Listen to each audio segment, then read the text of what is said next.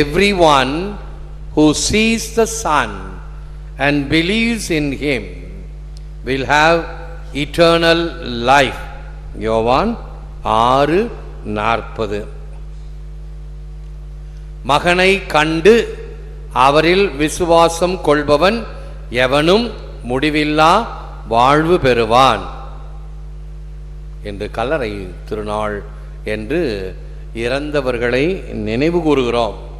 கல்லறை தோட்டங்கள், முள்ளு செடி புதரு எல்லாத்தையும் வெட்டி சுத்தமாக்கி பெயிண்ட் அடித்து பேரெல்லாம் எழுதி, அல்லது சமீபத்தில் இறந்தவர்களாக இருந்தால் கல்லறை கட்டி ஒரு புது பொலிவை தருகின்றோம். ஏனென்றால் வாழ்வு மாறுபடுகிறதே அன்றி அழிக்கப்படுவதில்லை என்பது நம் விசுவாசம். நமக்கு இறைவன் இந்த வாழ்வை கொடுத்திருக்கிறார். இந்த உலக வாழ்வு, இந்த உலக வாழ்வு என்பது நித்தியத்திற்கும் அல்ல, சதம் அல்ல. எத்தனை வருஷம் வாழ முடியும்? சில பேருக்கு நீண்ட ஆயுளை கடவுள் கொடுத்திருக்கிறார். ஒரு இந்த ஞாயிற்றுக்கிழமை பாருங்க, ஞாயிற்றுக்கிழமைனா நிறைய வேலைகள், நிறைய மண்டையில் குடைச்சல் இருக்கும். இந்த பூசை அந்த பூசை அது இது அப்படி இப்படின்னு இருக்கும். அன்றைக்கி ஒரு சாவு வேற, பூசை வைக்க முடியாது, ஆஃபீஸ் மட்டும் வைக்கிறேன் அப்படின்னு சொன்னால் சரின்னு ஒத்துக்கிட்டாங்க. அப்போ பூசை முடிஞ்சு எல்லாம் முடிஞ்சு சாவு மந்திரிக்க போனேன், போயிட்டு வந்தேன். அப்போ தான் ஒரு காலையில் 5:30 மணிக்கு போட்ட அங்கி ஷூ எல்லாத்தையும் ஒரு 10:30 மணி 11 மணிக்கு தான் கலைந்து கொஞ்சம் ஓய்வுனா ஒன்றும் தூங்குறது இல்லை. டாய்லெட்டு கூட போகக்கூடாதா? அங்கே டாய்லெட் போனால் கூட சாமியார் தூங்குறாருன்னுவாங்க. அவெல்லாம் போயிட்டு இருக்கும்போது ஒரு ஃபோனு 4 தடவை ஃபோன் வந்தது. ஃபோன் வந்து சைலண்டில் வச்சுருந்தேன், கேட்கல.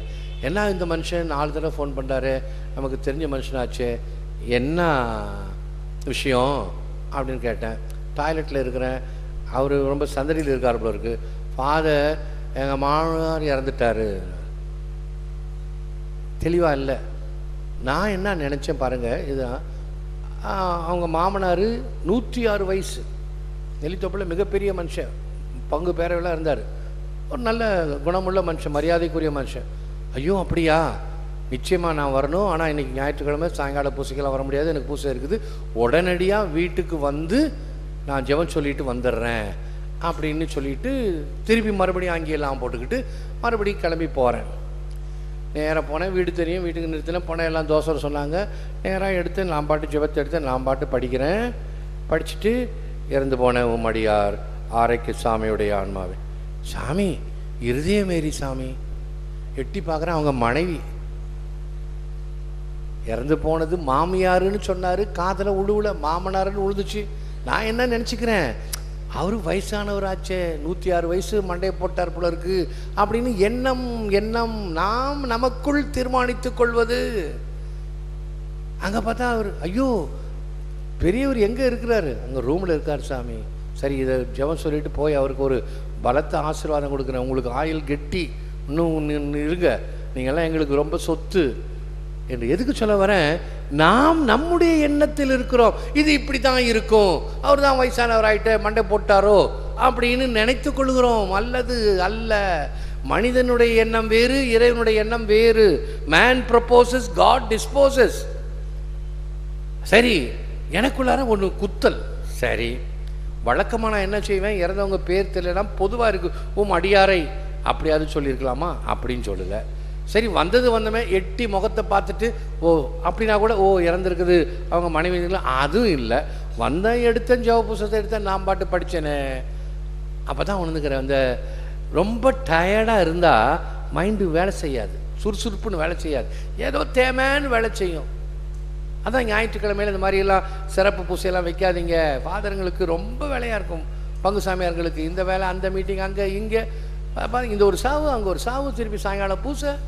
ஆகவே சரி, இது இந்த லைட்டர் வெயின் எதுக்காக சொல்ல வந்தேன், அவருக்கு நீண்ட ஆயுளை தரட்டும். இறந்தவர்கள், சமீபத்தில் இறந்தவர்கள் நிறைய பேர் இருப்பாங்க, அவங்களுக்கெல்லாம் ஜெபிப்போம். ஜெபிப்பது நம்முடைய கடமை. வாழ்வு மாறுபடுகிறது, இந்த வாழ்விலிருந்து இன்னொரு வாழ்வுக்கு நாம் அழைக்கப்படுகிறோம். ஆகவே தான் கிறிஸ்துவ சாவு என்பது ஒரு முடிவில்லாத துயரத்தை தருவது அல்ல. அந்த நேரத்தில் துயரத்தையும் துக்கத்தையும் வேதனையும் கஷ்டத்தையும் அழுகையும் தருகிறது என்றாலும் அந்த முடிவெல்லாம் வாழ்வு ஒன்று உண்டு என்ற நம்பிக்கை நமக்கு ஆறுதல் தருகிறது. I believe in order to understand, and I understand the better to believe. Saint Augustine. புரிந்து கொள்ள நம்புகிறேன், மேலும் மேலும் நம்புகிறேன், புரிந்து கொள்ள. இதுதான் நமக்கு தேவை. சும்மா இந்த பகுத்தறிவுவாதிகள் இருக்காங்களே, செத்த பிறகு யாரு கண்டா என்ன நடக்குதுன்னு, அது நடக்கிறது நடக்கட்டும், இப்ப இருக்கிறது நான் ஜாலியா வாழ்ந்துட்டு போறேன் அல்ல. இந்த உலக வாழ்வு முடிந்ததும் மறு உலக வாழ்வு ஒன்று உண்டு. ஆகவே அதற்கு என்னை தயார்படுத்திக் கொள்ள வேண்டும். நான் செய்கிற நற்காரியங்கள் எனக்கும் நலனை தரும், என் சந்ததியினருக்கும் நலனை தரும். ஆகவே தான் சொல்றோம், நம்ம பிள்ளைகள் ஏதாவது ஆபத்திலிருந்து பாதுகாக்கப்பட்டால் என்ன சொல்லுவோம்? யார் செய்த புண்ணியமோ நீ காப்பாற்றப்பட்டாய், யார் செய்த புண்ணியமோ நீ பிழைச்சுக்கிட்ட அப்படின்னு சொல்லுவாங்க. என்ன அர்த்தம்? பிறர் செய்த நன்மைகள், நம்முடைய பெற்றோர் அல்லது நமக்காக ஜெபிக்கின்றவர்கள். அநேக பேர் எனக்காக ஜெபிக்கிறீங்க தொலைக்காட்சி நேயர்கள், அதான் என்னுடைய ஸ்ட்ரென்த். அவை இந்த வயதில் இந்த சுகர், இந்த கொலஸ்ட்ரால், இந்த ப்ரெஷர் இதெல்லாம் வச்சுட்டு இன்னும் ஆர்வத்துடனும் துடிப்புடனும் வேலை செய்ய முடிகிறது என்றால் ஜெபத்தினுடைய பலன். ஆண்டவர் வல்லமை தருவார். When I am weak, I am strong. சின்னப்பருடைய வார்த்தைகள். நான் பலவீனமாக இருக்கும் பொழுது நான் இன்னும் பலம் உள்ளவனாக விளங்குகிறேன். ஆண்டவருடைய அருள். இப்போ பாருங்க, ஒரு பட்டணத்தாருடைய பாடல் எவ்வளவு பொருத்தம் இன்றைய நாளுக்கு. முன்பு அங்கே எழுதி வச்சுருந்தேன், இப்போ பெயிண்ட் அடித்து கழிச்சிட்டாங்க. ஒன்னே ஒன்று மட்டும் இந்த இயேசு மாக்காவியம் வரிகளை மட்டும்தான் மறுபடியும் எழுத சொல்லியிருக்கேன். கல்லறை தோட்டத்துக்கு போனால் படித்து பாருங்கள். 33 இளவயது மகனை மரணத்துக்கு கப்பம் கட்டி அழுதது அறம். இந்த வார்த்தையை திருப்பி திருப்பி படித்து பாருங்கள், எவ்வளவு ஆழம் நிறைந்தது. அறம் என்றால் தேவதாய், நன்மைகளின் சுரூபியாக இருக்கக்கூடிய அந்த தேவதாய் அழுகிறார். எதற்காக? அந்த 33 இளவயது மகனை, வாழ வேண்டிய மகனை இந்த மரணத்துக்கு கப்பம் கட்டி, மரணமே உன் கொடுக்கு எங்கே, சாவே உன் வெற்றி எங்கே? என் மகன் தன்னுடைய உயிரை கொடுத்து, உடலை கொடுத்து, ரத்தம் சிந்தி உன்னை வென்று விட்டார். இந்த வியாகுல மாதா திருநாள் சமயத்தில் அந்த 7 வியாகுலங்களையும் நாங்கள் அன்பொலி டிவியில் போடுவோம். எல்லாம் ரொம்ப உருக்க ஜெபிப்பாங்க. பிறகு எனக்கு ஃபோன் கால் வரும் அல்லது இமெயில் அனுப்பாங்க. ஃபாதர், அந்த 7 வியாகுலங்களை மாதா மடியில் இயேசுவை கிடத்திட்டு வானத்தை பார்த்து ஓன்னு அழுவாங்க. வேற எந்த வார்த்தையும் சொல்ல மாட்டாங்க. யாரும் என்ன சொல்ல மாட்டாங்க. அந்த ஓன்னு அழுகிற அழுகை இருக்கிறதே மனதை பிழிகிற மாதிரி இருக்கும். ஏனென்றால் அவ்வளவு துயரத்தை தன்னுடைய அழுகையினால் வெளிக்காட்டுகிறார். மரணத்துக்கு கப்பம் கட்டி அழுதது அறம். ஆகவே இந்த மரணம் என்பது எல்லாருக்கும் பொதுவானது, எல்லாருக்கும் பொதுவானது. ஆகவேதான் நல்ல பாட்டெல்லாம் இருக்குது. இன்றைக்கோ நாளைக்கோ வரும் சாவு, உன்னையோ என்னையோ யார் அறிவார்.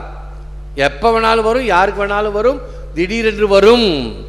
ஆகவே இப்பொழுது பாருங்கள், முடிசார்ந்த மன்னரும் மற்றும் உள்ளோரும் முடிவில் ஒரு பிடி சாம்பராய் வெந்து மண்ணாவதும் கண்டு பின்னும் இந்த படிசார்ந்த வாழ்வை நினைப்பது அல்லால் இறைவனின் அடிசார்ந்து நாம் உய்ய வேண்டும் என்றே அறிவார் இல்லையே. முடிசார்ந்த மன்னர், பெரிய ராஜாவாயிரு, பெரிய தலைவனாயிரு, பெரிய பணக்காரனாயிரு, யாரா இருந்தா என்ன, எல்லாரும் முடிவில் ஒரு பிடி சாம்பல். நம்ம தான் போய் புதைச்சிடுறோம், நமக்கு இடம் நிறையா இருக்குது. ஆகவே கல்லறை தோட்டம் அப்படி கூட இப்போ கல்லறைக்கு பஞ்சம். நிறைய பங்குகளில் கல்லறை தோட்டத்தில் இடம் இல்லை. இடம் வாங்கணும்னா இடையில ஏதாவது குறுக்கு இடம் வாங்கினா தான், அதுவும் கல்லறைக்காரங்கிட்டு ஏகப்பட்ட காசை கொடுத்து வாங்கணும். பாண்டிச்சேரியில் ஒரு பெரிய கஷ்டமாக இருக்குது. ஆகவே தான் லாஸ்பேட்டில் தாகூர் நகர் பங்கு பக்கத்தில் போய் தமிழ்நாட்டில் போய் கல்லறைக்குன்னே இடம் வாங்கினாங்க. ஒரு 10-15 வருஷத்துக்கு முன்னாடி. புத்திசாலி பங்கு சாமியார், புத்திசாலி பங்கு மக்கள் பாராட்ட வேண்டும். இங்கே நமக்கு இன்னும் கொஞ்சம் நஞ்சம்தான் இருக்குது. இன்னும் போகிற போக்கில் இடம் பத்தாது. குடும்பத்து கல்லறையாக இருந்தால் பரவாயில்ல. புதுசாக வந்தவங்க இன்றைக்கி ஒரு கொம்பாக்கத்துலேருந்து ஒரு சாவு, புது சாவு தான் கல்லறை வேணும், கொடுக்கத்தான் வேணும். ஆகவே இப்படி எல்லாரும் கல்லறையில் புதைப்பது என்று பல சமயங்கள் முடியாது. பிரான்ஸ்லேருந்து அடுத்த ஜனவரி மாதம் பிப்ரவரி மாதம் ஒரு சாவு கொண்டாட போகிறாங்க. நம்ம பங்குக்கு ஒரு உபயம் செய்கின்ற குடும்பத்தினுடைய நபர். அங்கேருந்து கொண்டாட முடியல, நாங்கள் எரிச்சு வச்சிருக்கிறோம், சாம்பலை கொண்டாடுறோம். இப்பொழுது நாமும் சாம்பலை கொண்டு வந்து புதைக்கின்ற பழக்கத்தை கொஞ்சம் கொஞ்சமாக முழுக்கிறோம். இந்த உடல் அழிகிறதே தவிர ஆன்மா அல்ல. பிடி சாம்பராய் வெந்து மண்ணாவதும் கண்டு பின்னும் இந்த படி சார்ந்த வாழ்வை, இந்த உலக வாழ்வை சதம் என்று நினைக்க வேண்டாம். இறைவனின் அடி சார்ந்து அவருடைய பாத கமலத்தில் உன்னை கிடத்தி உய்ய வேண்டும், உயர வேண்டும், வாழ்வு பெற வேண்டும் என்று அறிய முடியாதா? அறிவார் இல்லையே என்று எவ்வாறு இடித்து கூறுகிறார் பாருங்கள். இதே அவர் தொடர்ந்து இன்னொரு 4 வரியில சொல்லுவார். அது கொஞ்சம் கஷ்டமா இருக்கும். அதை கவியரசு கண்ணதாசன் சாதாரண தத்துவ பாடல் சொல்லுவார் பாருங்க. மனையாளும் மக்களும் வாழ்வும் தனமும் தன் வாயில் மட்டே, இனமான சுற்றம் மயான மட்டே, வழிக்கு ஏது துணை திணையாம் அளவு எள்ளளவு ஆகினும் முன்பு செய்த தவம் தனை ஆள என்றும் பரலோகம் சித்திக்கும் சத்தியமே. கொஞ்சம் கஷ்டமா இருக்குது. உணர்ந்து பார்த்தீங்கன்னா புரியும். மனையாளும் மக்களும் வாழ்வும் தனமும் தன் வாயில் மட்டே. வீதி வரை மனைவி, வீடு வரை உறவு, வீதி வரை மனைவி, காடு வரை பிள்ளை, கடைசி வரை யாரோ. சினிமா பாட்டு இப்போ நல்லா புரியுது. இந்த பாட்டை நாங்கள் கேட்டிருக்கிறோம், புரியுது இல்லையா? அதே தான், இந்த கருத்தை தான் அவர் சினிமா பாட்டில் சொல்றாரு. இனம் சுற்றம் எல்லாம் என்ன வருவாங்க, கல்லறைக்கு வருவாங்க, அப்படியே கம்முன்னு இருப்பாங்க. கல்லறை குழியில் பெட்டியை வச்ச பிறகு ஒரு பிடி மண் எடுத்து போடுவாங்க. துக்கத்தோட துயரத்தோட, ஆண்டவரே நித்திய எலிப்பாட்டை அவருக்கு தந்தருளும், முடிவில்லாத வாழ்வி ஒளிர்க. சாமியார் எடுத்து போடுவார், எல்லாம் எடுத்து போடுவாங்க. சேர்ந்து போச்சு. வீட்டுக்கு போயிடுறோம் இல்லையா? அந்த வீட்டுக்காரங்க தான் உட்காந்து அழுதுருப்பாங்க. மண்ணெல்லாம் போட்ட பிறகு மாலையெல்லாம் எடுத்து வச்சு மெழுகுதிரிலாம் கொளுத்தி ஐயோ அழுதுகிட்டு இருப்பாங்க. அல்லது இந்த முதல் கல்லறை திருநாள், 1ஆம் ஆண்டு, 2ஆம் ஆண்டு, மற்றவங்கெல்லாம் வந்தோம், நம்முடைய கடமைக்காக ஆறுதல் சொன்னோம், முடித்தோம். இந்த இனமான சுற்றம் எல்லாம் அந்த சுடுகாடு மட்டும், கல்லறை மட்டும்தான். தொடர்ந்து உன்னோடு வருவது யார்? உன்னுடைய சொந்த பந்தம் இருக்கலாம், நெருங்கிய உறவு இருக்கலாம். உனக்கு இன்னும் துணையாக வருவது எது? நீ செய்த தானம், நீ செய்த தர்மம், நீ செய்த நன்மை. ஒரு பாட்டி பங்குசாமியார் கடைசி நேரத்தில் அவஸ்தை கொடுக்க போனார். அந்த பாட்டி சொல்லுது, சாமி எனக்கு பயமாக இருக்குது சாமி அப்படின்னுச்சு. ஏமா பயமாக இருக்குது? நான் சாமிக்கிட்ட போனால் என்ன சொல்கிறதுன்னு தெரியல அப்படின்னு எனக்கு அச்சமாக இருக்குது. அப்போ அந்த பங்குசாமியார் சொன்னார், அந்த பாட்டி நல்ல தாராளமான பாட்டி, நல்ல பாட்டி, இரக்கமுள்ள பாட்டி, நிறைய பேருக்கு உதவி செஞ்சுருக்குது. ஆகவே பங்குசாமியார் என்ன சொன்னார், பாட்டி நீ போய் இயேசு சாமிகிட்ட ஒன்றும் சொல்ல வேணாம், உன் கையை காட்டு, உன் கையை காட்டு, கையை பார்த்து புரிஞ்சுக்குவார்.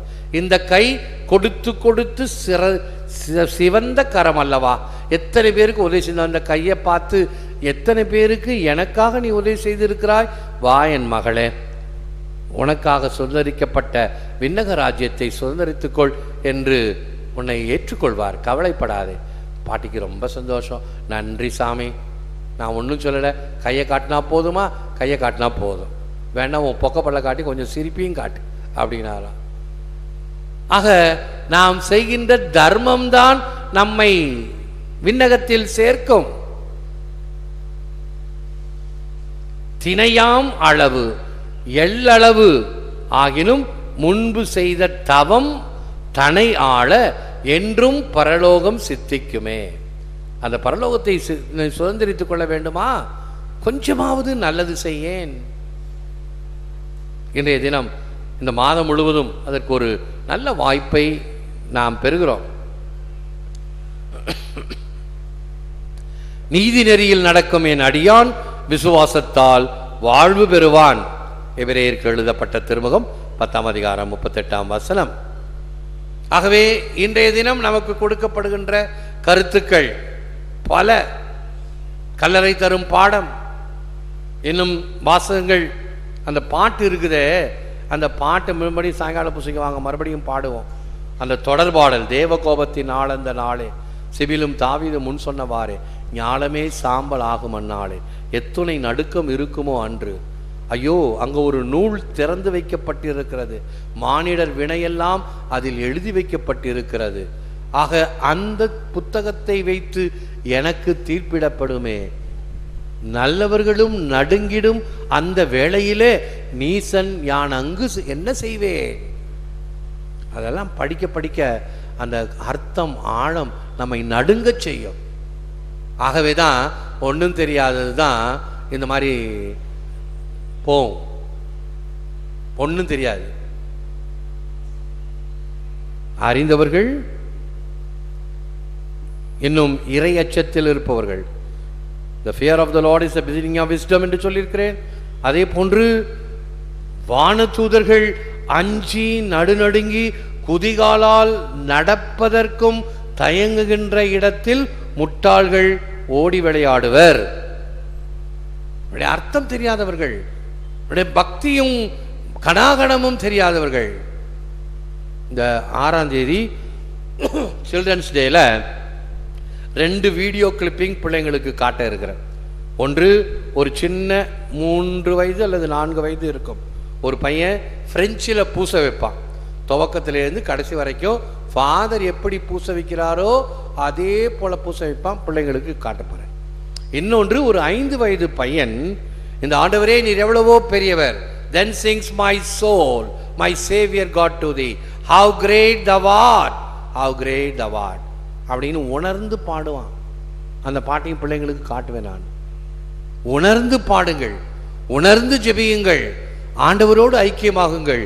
இந்த திருப்பலியிலே முழுமையாக பங்கேற்கும் பொழுது சிறுவர் முதல் அதை எப்படி உள்வாங்கிக் கொள்ளுகிறார்கள் என்று என்று பார்க்கும்போது நாம் எல்லாம் என்ன செய்கிறோம்? முன்னாடிலாம் நிறைய பேர் அவுட்ஸ்டாண்டிங் கேத்தலிக் இருப்பாங்க, அங்கே இங்கே எல்லாம் இருப்பாங்க. இப்பெல்லாம் கிடையாது. நானே குத்தி குத்தி உள்ளே இழுத்திட்டேன். இன்னும் கொஞ்சம் நஞ்சம் தான் இருக்குது. அதுவும் சரியாக போயிடும். போகிற போக்கில் காணா போயிடும். ஒன்று காணா போயிடும், இல்லை உள்ளே வந்துடும். அவுட்ஸ்டாண்டிங் கேத்தலிக் இல்லை, உள்ளே வா, ஆண்டவரிடம் நெருங்கி வா, நண்பனே வெளியே நிற்காத. கொஞ்சம் பேர் இப்படி ஒதுங்கிக்கிட்டாங்க. அங்கேருந்து கேட்டுக்கிட்ட நிற்கிறவங்க எல்லாம், உள்ளே வா, நெருங்கி வா, ஆண்டவருடைய முதல் பெஞ்சில் வந்து உட்காரத்துக்கு பார், உனக்காக போடப்பட்டிருக்குது. யாருக்கு ரிசர்வேஷன் கிடையாது, யார் வேண்டுமானாலும் வரலாம், ஆண்டவரிடம் நெருங்கி வரலாம். முன்பெல்லாம் இயேசுவுக்கு நெருக்கமானவர்கள், இயேசுக்கு உகந்தவர்கள் யார்? போப்பாண்டவரா, கர்தினால்மார்களா, குருக்களா, கன்னியரா, அருட்சகோதரர்களா, கடைசியில இறை மக்களா? இல்லை.